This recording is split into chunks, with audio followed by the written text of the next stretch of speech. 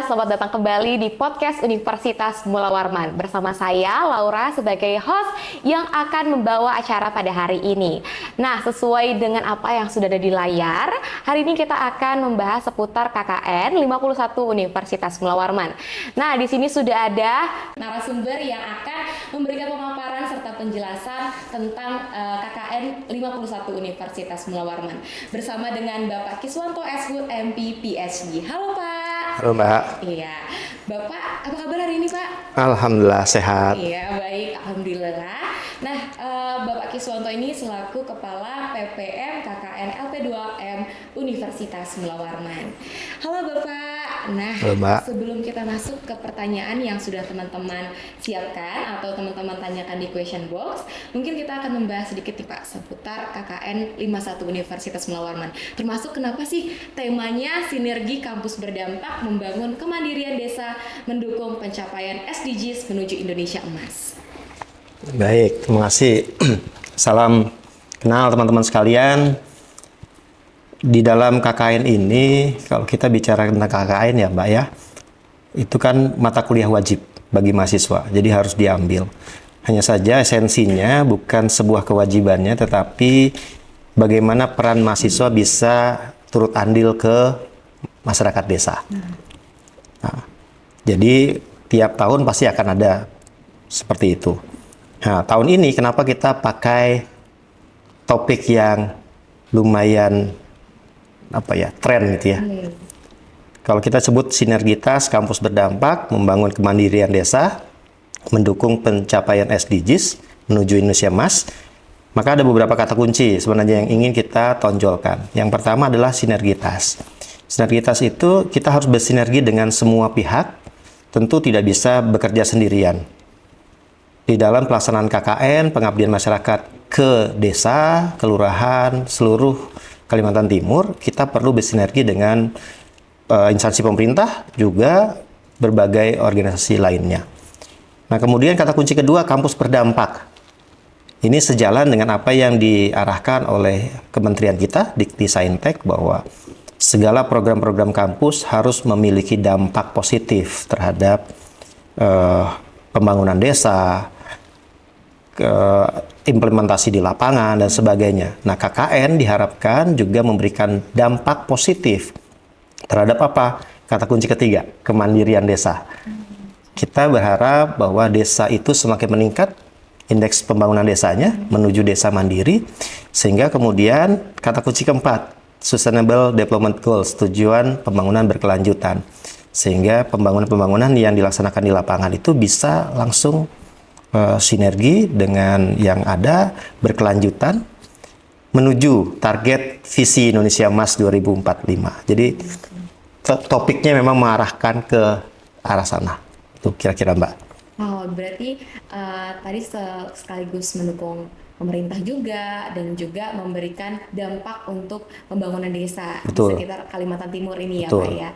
Jadi itu kenapa mengambil tema yang fresh juga di tahun ini. Ya. Oke, baik. Mungkin langsung saja kita masuk ke pertanyaan kali Pak ya. Kita Boleh. nggak sabar nih apakah pertanyaannya terjawab di sini begitu. Sudah siap Pak? Siap. Oke, langsung saja kita ke pertanyaan yang pertama. Dari @yoursomething26. Min, apakah cuma surat pernyataan sajakah yang disiapkan atau ada berkas lain lagi? Boleh Pak langsung dijawab. Baik. Sebelum menjawab itu saya perlu sampaikan prosedur pendaftaran ya. Oke, prosedur pendaftaran itu kan kita semuanya by system melalui AIS. Jadi ketika mahasiswa masuk ke AIS, mereka register KKN, kemudian sampai akhirnya pilih lokasi. Pilih lokasi, kemudian nanti akan keluar bukti registrasi. Nah, surat pernyataan ini sebenarnya bagian dari menjawab permasalahan yang sudah terjadi beberapa tahun sebelumnya gitu ya, yang mahasiswa itu sudah mendaftar kemudian ingin pindah, sudah mendaftar kemudian ingin mundur, maka kita kunci dengan surat pernyataan bermaterai. Maka perlu ada surat itu. Kemudian pertanyaan berikutnya, adakah surat lain? Nah, terkadang mahasiswa ada yang menjadikan alasan kesehatan sebagai bagian dari keinginan untuk merubah lokasi. Maka Kalau mahasiswa memang memiliki gangguan kesehatan, maka kita menyarankan surat keterangan dokternya itu tetap dikeluarkan, dikirimkan ke tim kesehatan KKN yang ada di Poliklinik Unmul. Jadi tambahannya, kalau memang alasannya karena sakit, kemudian ingin berada di lokasi tertentu, maka buktikan surat keterangan dokternya yang kemudian akan diverifikasi oleh tim kesehatan. Jadi tambahannya cuma itu. Yang lain kita semua lakukan by system. Oke, baik. Berarti tadi sebelum ada menyiapkan surat pernyataan, ada baiknya daftar dulu di AIS by System.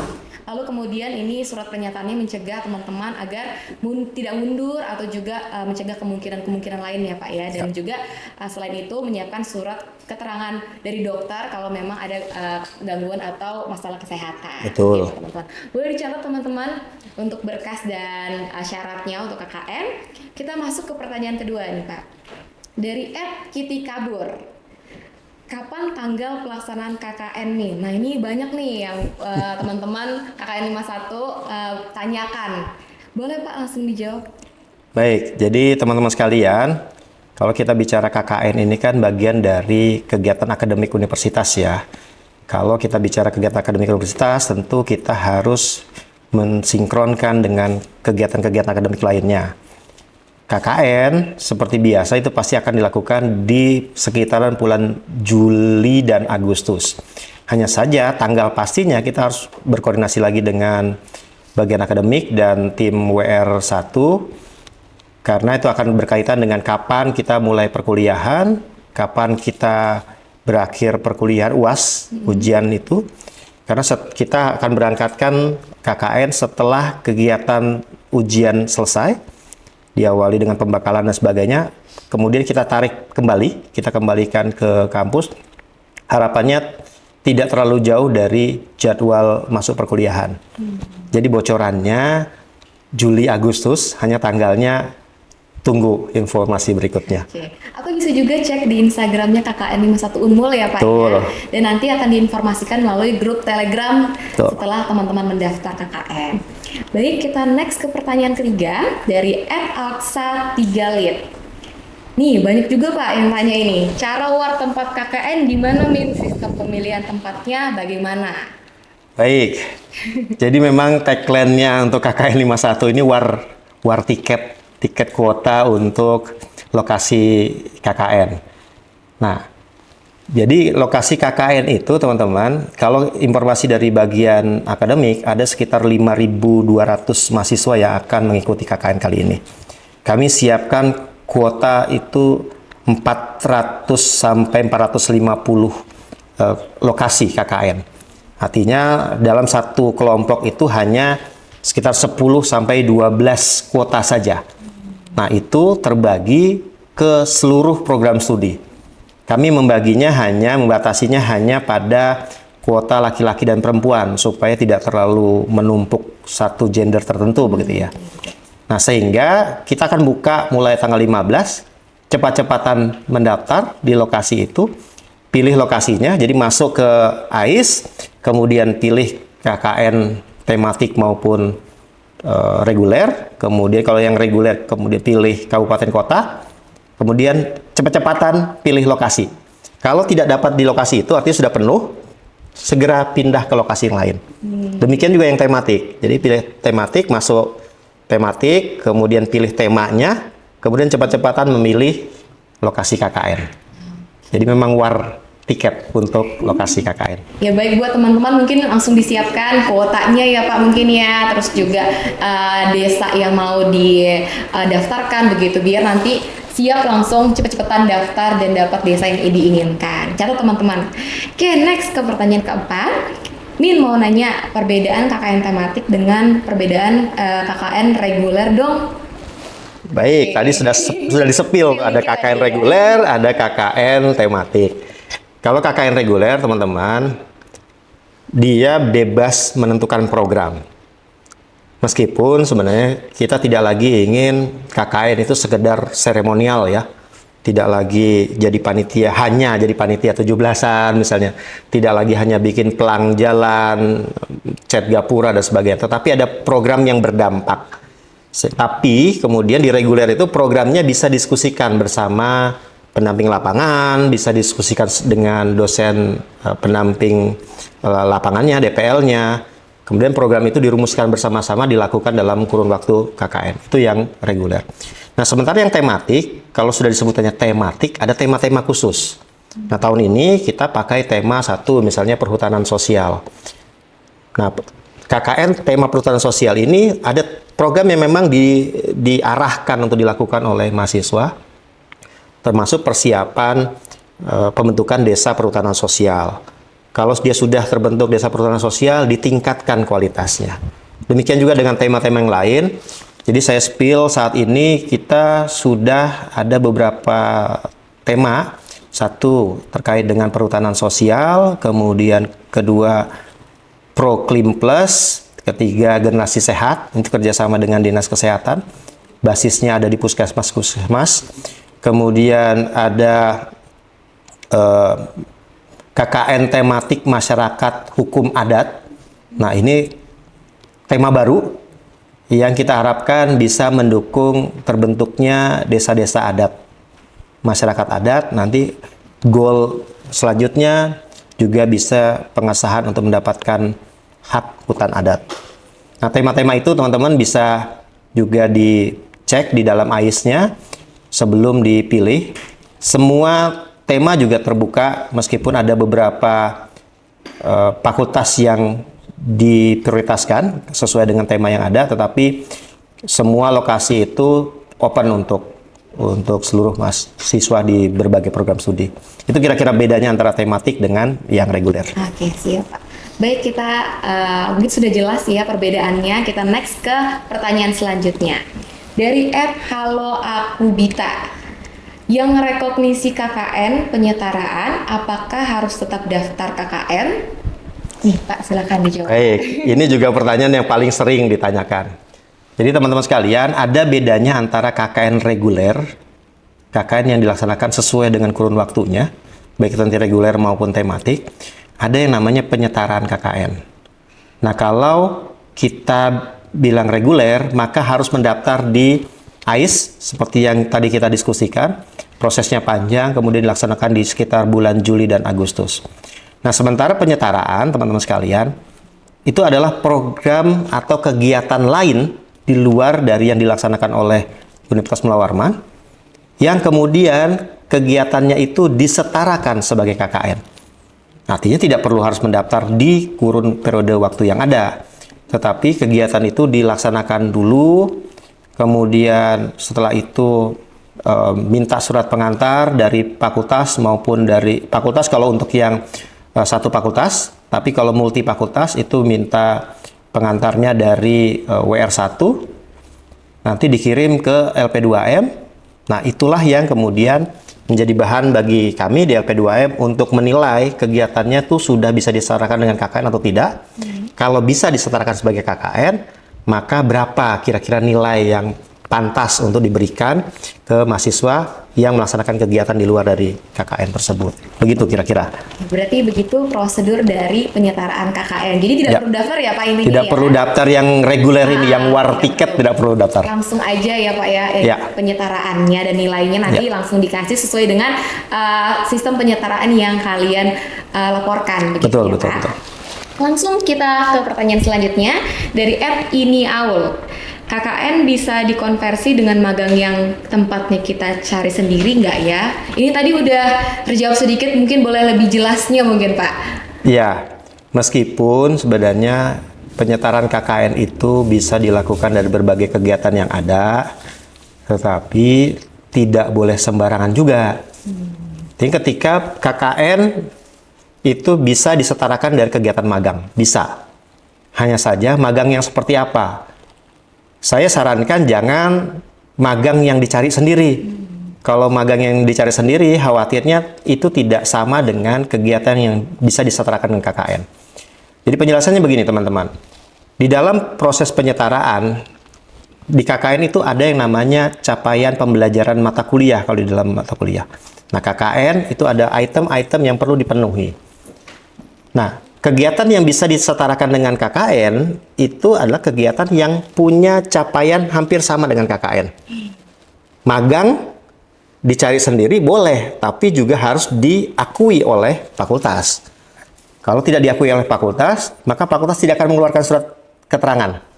Kalau tidak mengeluarkan surat keterangan, maka kita tidak bisa proses itu sebagai nilai KKN. Jadi saran saya, kalau mau mencari lokasi magang, kalau misalnya ingin membuat kegiatan magang sendiri gitu ya, tetap dikonsultasikan dulu dengan fakultas, dapat dulu pengakuan dari fakultas sehingga memudahkan untuk penyetaraannya. Demikian. Baik, kita next ke pertanyaan selanjutnya Pak, dari @Muhammad Ardi 9. Nih, banyak nih Pak pasti. Daftar nama desa pilihan untuk tempat KKN tahun ini apa aja ya Pak? Baik, tadi saya sudah spill bahwa tahun ini kita menyiapkan 400 sampai 500 lokasi ya. Saya tidak akan mungkin menyebutkan satu-satu kan. Tetapi sebenarnya teman-teman, sebelum mendaftar kalian bisa cek di dalam AIS semua lokasi yang sudah sepakat dengan pengampunya, baik itu desa maupun pendamping lapangan, kita sudah entry ke dalam AIS. Jadi teman-teman bisa cek. Kita pastikan biasanya di dalam KKN reguler 10 kabupaten kota itu ada. Hanya saja jumlahnya terbatas. Saya spill sedikit, Samarinda paling sedikit. Karena biasanya Samarinda yang paling banyak dicari. Samarinda paling sedikit kali ini karena memang dikirim oleh dinasnya. Desa-desa yang akan dijadikan lokasi juga sedikit, termasuk mitra-mitra kita yang untuk KKN tematik juga sedikit. Jadi saya sarankan justru malah carinya di luar Samarinda. Samarinda paling sedikit di antara 10 kabupaten yang ada. Bisa dicek di AIS-nya, lokasinya mana saja, ada sekitar 400 sampai 500 lokasi. Oke, baik. Bisa langsung dicek di AIS ya Pak ya? Siap. Next kita ke pertanyaan selanjutnya dari @abi_aboy. Apa aja sih yang perlu disiapkan pada saat mau KKN? Kalau ditanya apa saja yang perlu disiapkan saat KKN, yang penting pertama kali adalah mentalnya. Kenapa? Karena beberapa mahasiswa yang perlu saya sampaikan seringkali menganggap KKN itu suatu masalah besar. Padahal harusnya KKN itu dinikmati. Kenapa? Ada kesempatan untuk berinteraksi dengan masyarakat di desa. Tentu saja komunikasi yang baik dengan masyarakat itu akan menjadi modal utama. Jadi persiapan mentalnya harus sudah pas nih. Jangan karena jauh dari orang tua, apakah ada internet atau tidak, misalnya begitu ya. Kemudian apakah akses jalannya mudah atau tidak. Tetapi nikmati. Itulah sebenarnya fakta kehidupan kita di Kaltim, bahwa ada desa-desa yang memang nanti akan dirasakan oleh mahasiswa. Mental perlu disiapkan. Kalau dana bagi saya itu penunjang ya, karena kita berangkat KKN dan tidak KKN pun tetap memerlukan dana operasional gitu kan. Yang penting mental. Komunikasi yang baik itu juga perlu dijaga, termasuk juga nanti tata krama di lapangan. Karena kita tidak ingin KKN yang harusnya berdampak positif menjadi dampak yang lain gitu ya. Mudah-mudahan teman-teman sudah siapkan mental dari awal dulu. Itu yang penting, Mbak. Oke, berarti untuk kebutuhan lainnya itu bisa disesuaikan sesuai dengan pribadi kalian sendiri ya Pak ya. Ya. Yang penting tadi pertama mental, itu yang paling penting.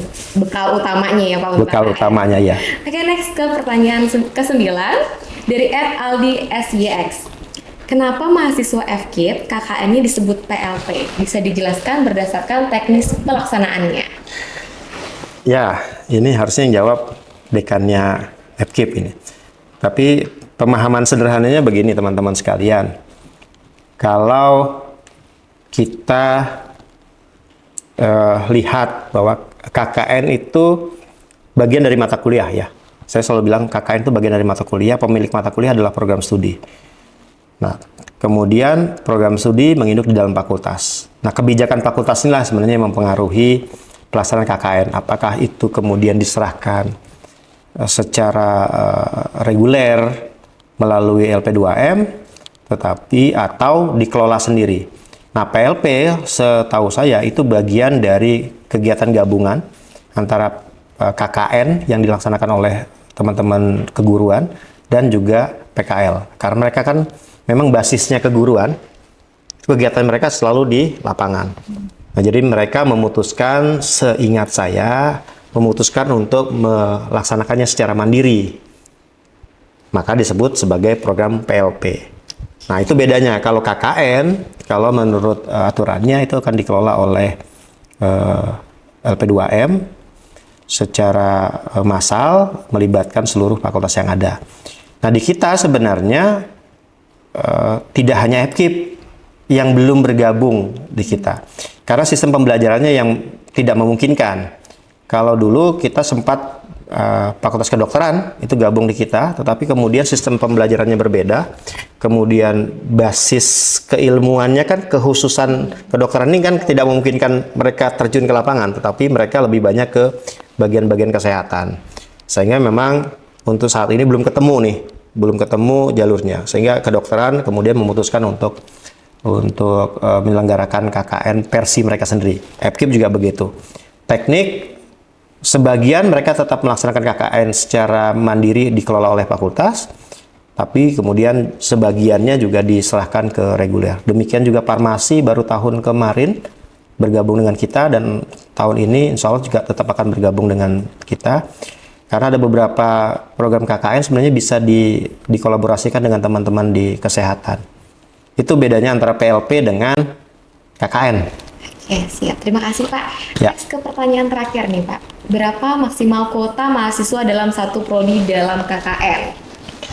Ya, tadi saya spill sebenarnya kalau saya coba membagi kalau ada sekitar 5.200 lebih mahasiswa Unmul yang akan ber-KKN.